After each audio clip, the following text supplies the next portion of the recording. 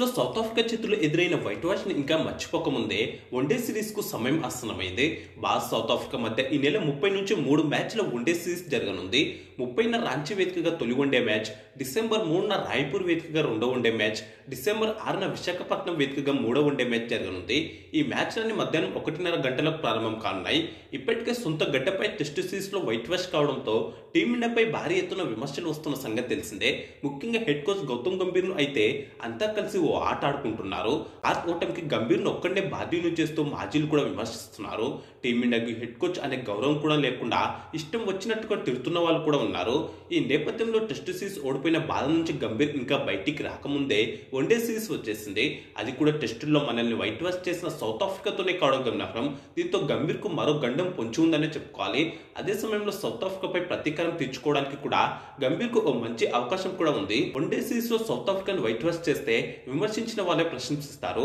ఆ తర్వాత జరిగే T20 సిరీస్ లో కూడా గెలిస్తే టెస్ట్ సిరీస్ ఓటమిని అంతా మర్చిపోయి గంభీర్ ను మళ్ళీ ఆకాశానికి ఎత్తారు. పైగా హెడ్ కోచ్ గా వన్డేల్లో గంభీర్ కు మెరుగైన రికార్డులు ఉన్నాయి. గంభీర్ కోచింగ్ లో భారత జట్టు ఇప్పటి వరకు 14 వన్డే మ్యాచ్లు ఆడింది. అందులో 9 గెలిచి 4 ఓడిపోయింది.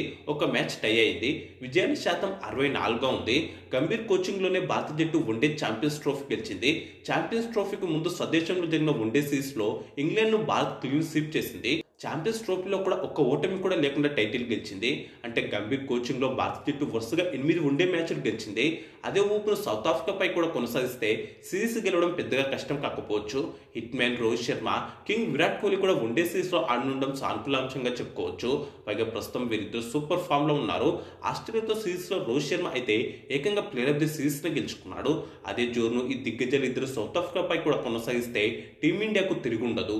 కాకపోతే గంభీర్ కోచింగ్ లోనే శ్రీలంకతో 15 ఏళ్ల తర్వాత భారత జట్టు వన్డే సిరీస్ కోల్పోయింది. కానీ అది లంక గడ్డ మీద. ఇలాంటివి దృష్టిలో పెట్టుకుని కూడా సౌత్ ఆఫ్రికాతో వన్డే సిరీస్ లో జాగ్రత్తగా ఆడడం మంచిది. పైగా గాయాల కారణంగా captain Shubman Gill, vice captain Shreyas Iyer ఈ సిరీస్ లో ఆడడం లేదు. దీంతో ఈ సిరీస్ లో కెప్టెన్ గా కేఎల్ రాహుల్, వైస్ కెప్టెన్ గా రిషబ్ పంత్ వ్యవహరించనున్నారు. అయితే రాంచీ వేదికగా ఆదివారం జరిగే తొలి వన్డే మ్యాచ్ కు టీమిండియా ప్లేయింగ్ 11 ఎలా ఉండబోతుంది, captain Gill, vice captain Shreyas Iyer స్థానంలో తుది జట్టులో ఎవరు ఆడే అవకాశం ఉందో ఇప్పుడు మాట్లాడుకుందాం. ఓపెనర్ గా రోహిత్ శర్మకు తోడుగా శుభ్మన్ గిల్ స్థానంలో యశస్వి జైస్వాల్ ఆడనున్నాడు. ఇటీవల సూపర్ ఫామ్ లో ఉన్న రుతురాజ్ గైక్వాడ్ కూడా రేస్ లో ఉన్నప్పటికీ జైస్వాల్ ను ఆడించే అవకాశాలు ఎక్కువ. ఎందుకంటే జైస్వాల్ చాలా కాలంగా వన్డే జట్టులో ఉంటున్నప్పటికీ తుది జట్టులో అవకాశం రాలేదు. పైగా టెస్టులో రెగ్యులర్ ప్లేయర్ గా కూడా ఉన్నాడు. అంతేకాకుండా లెఫ్ట్ హ్యాండ్ బ్యాటర్ కూడా. అప్పుడు రోహిత్ జైస్వాల్ రూపంలో లెఫ్ట్ రైట్ కాంబినేషన్ కూడా సెట్ అవుతుంది. వన్ డౌన్ లో విరాట్ కోహ్లీ ఆడనున్నాడు.